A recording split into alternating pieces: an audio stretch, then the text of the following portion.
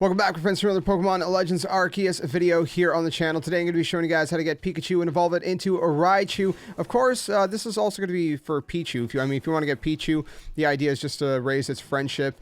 So to raise its friendship, you're just going to basically, have it in your party and, normal kind of stuff like that. It's actually pretty easy to raise a friendship in this game, from what it seems. So if you do want to go for the full evolution chain, then you could do that. You could start with the Pichu. That said, there's a lot of Pikachu around, and so you don't really have to do that. You could catch a Pichu, but then also catch a Pikachu, and just evolve the Pikachu into Raichu. Does that make sense? Anyways, let me show you guys exactly where I typically have went to go find it. Now, right here is the camp, Heights Camp. If you kind of head south-ish, kind of right where I am here, this kind of little area, right here, if we go down to this tree line past all of these Pokemon here, you can see right down there, there's actually a Pichu. I've actually not caught a Pichu yet. I've caught some Pikachus.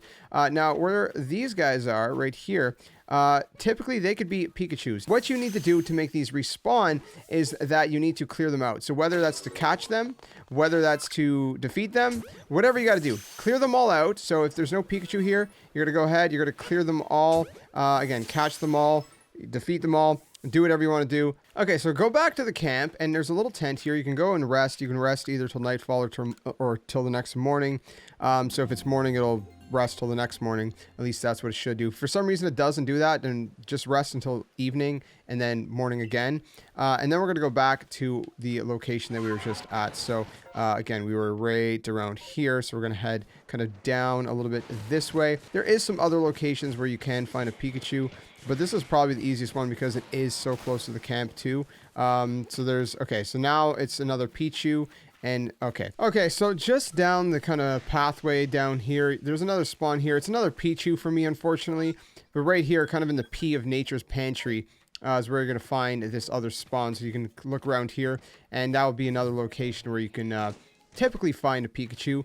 Or, like I said, you could just get the Pichu and evolve the Pichu. But let me show you guys another location where Pikachu could spawn, just for thoroughness. But unfortunately, the other location is in the second area. So if you're trying to do this early game, it's not going to work because you have to get to the second area. So you're going to have to just do this method until they respawn, and finally a Pikachu pops up. In this other location that I showed you guys first, I have seen Pikachu spawn there. Maybe I'm just getting unlucky. Okay, so the second location is going to be in the Crimson Mirelands. We're going to be going to Golden Lowlands. Right here from the Mirelands camp, if you head south and then hang a left right away, kind of this in this general area over here, this is where I found my first Pikachu personally. So I know for sure they spawn here as well. So again, if you can't find one spawning here, just do the exact same method. Kill all the, defeat rather, Pokemon that are here. And then, reset, go sleep until night or go sleep until the next morning, and rinse and repeat until Pikachu spawns, either here or in that other location. Guaranteed, I've seen Pikachu at both locations. Unfortunately, I'm getting very, very unlucky. But like I said, this area right here is where I found my Pikachu, and the other area I just showed you guys in the first area is where I've seen multiple Pikachu. But right now, just knowing my luck because I'm recording, unfortunately, it's just Pichu. So anyways, the point being, once you either find a Pichu and evolve it into a Pikachu, or you get your Pikachu, we can then go get a Thunderstone and evolve it into a Raichu. Okay, so there's a few different ways to get these stones. Now, one of the ways is going to be just breaking kind of these different, what you call them, tumble stones or whatever. These things here, right? These things here. Now, some people have said that the only way you can get one to spawn from these is if they're shining or if they're shaking. Now, if they're shaking, a Pokemon's going to come out, which is going to be usually Geodude, and you're going to have to defeat Geodude to get whatever Geodude is holding. Now, if they're shiny, typically, most of the time, you'll get Stardust. Now, the other thing is that if they're not doing anything, then typically people say that, well, hey, you're not going to get anything. Here's the thing. I'm going to go to my screenshots here, and I'm going to show you guys something. So what happened for me is that I actually got 3 in a row. So I got a Firestone from a completely normal one. This is just the normal kind of reddish tumblestones, the ones that you used for crafting the normal Pokeballs, and I just had a random Firestone and Stardust pop out of that one. Unless it was shining, and for some reason it didn't look like it was shining, that is a possibility, but I'm almost positive that it wasn't, and for some reason I got those materials out of it. It could have been shining though, so just keep that in mind. It might only be those ones. That said, I also got a thunderstone from one where a Geodude popped out of the ground. So the ones that shake, so you can see right here, I ended up getting a thunderstone. I also got a moonstone from digging with the bear, which I'll show you guys how to do. So basically, what you have to do is advance a little bit in the story, not too far. Oh, by the way, since we're here, this is what the sparkling ones look like, right? So they're kind of hard to miss. I mean, they're sparkling. You throw your Pokemon at it. I will laugh if I get a thunderstone out of this. No, just some other stuff. It's usually Stardust, Iron Chunks, and, you know, some kind of Tumblestone. Anyways, that said, once you unlock the bear, drawing a blank on its name right now. Anyways, once you unlock it, you can actually use it to dig. Now, the way this is going to work is you're just going to kind of roam around. And eventually you're going to see, like, you see kind of like a little green detector in front of its face. Well, at some point it's going to start turning orange. You're just going to kind of move around, searching the area. And once it starts turning, oh, right there. See, once it starts turning orange or yellow or whatever, you're going to follow that trail wherever it's strongest. He's also going to start running whenever he starts to sense treasure. And once you get there, you're going to press Y to dig for the treasure. And you can get anything. So I got 20 black tumblestone this time.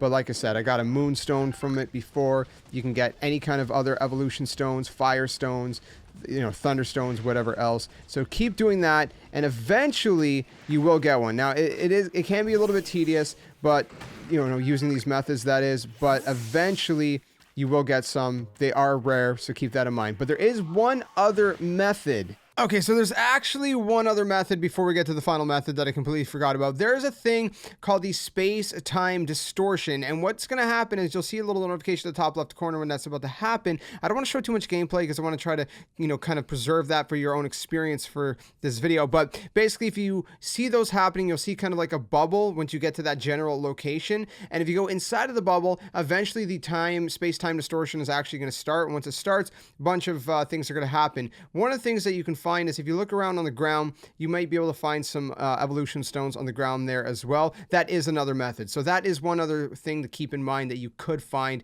that way as well. So if I open up my map here, you can see there's a little icon over here, and it's Maven's Lost Satchel. Now the name is going to change every single time, but these satchels will randomly appear throughout the map. Unfortunately, this is across the river, so I can't yet get to this section. So if you don't have access to wherever the satchel is, then you're going to have to look in areas where there would be one. I've seen sometimes in the map there's like 2, 3, 4 that spawn at a time. You're going to go grab these satchels, right?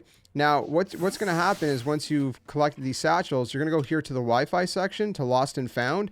And when you go here, you can see I have all these satchels, right? So what I'm going to do is I'm going to return it. If I return it, I'm going to get 77 merit points. You could actually, and I got an Ultra Ball out of that as well. You can actually see at the bottom right corner, it says MP. That's how many merit points I'm going to get for returning it, right? You return them to people, you'll get a bunch of merit points, right? So you can see just from returning all of these ones, I had like 6 or 7 that I've collected. So 6. So out of 6, I'm up to 568 merit points. Now, if we go back to the Jubilife Village, and if we head north towards the training ground, right outside, there is this person right here, Simona. And this is going to be the trading post. At the trading post, you can exchange merit points for items and all that good stuff. So if you say that I want to get items, then we can exchange our merit points for stones. Now, here's the thing. For 6 different satchels, I only got up to 568, and I need 1,000 for an evolution stone. Whether it's going to be fire, water, thunder, leaf, or ice, or moon, or sun. After that, for the shiny stone, it goes up to 1,200. It goes 1,200 for the dusk, 1,200 for the dawn, you know, et cetera, et cetera. So you need 1,000. So you're gonna have to find many satchels. So just keep looking around. This could be tedious. Honestly, this is probably more tedious in my opinion than just searching it the way I first told you guys, you know, with the tumblestones locations and digging with the bear, which I still can't remember the name of that Pokemon, but again, these are just various options you could use. Once you do find a Thunderstone, obviously, what you're then going to do is put Pikachu into your party, right? We're going to go and grab our Thunderstone out of our items here, and we're going to go ahead. We're going to give it to Pikachu, and Pikachu is ready to evolve. Okay, so just like that, Pikachu turns into Raichu. Now, it's not necessarily difficult to get a Raichu. It's just tedious. Because again, getting to the point of finding a Thunderstone is pretty annoying, right? So you just got to do what you got to do the best you can, and eventually you will get that Raichu evolved from the Pikachu. Again, with the Pichus are super common.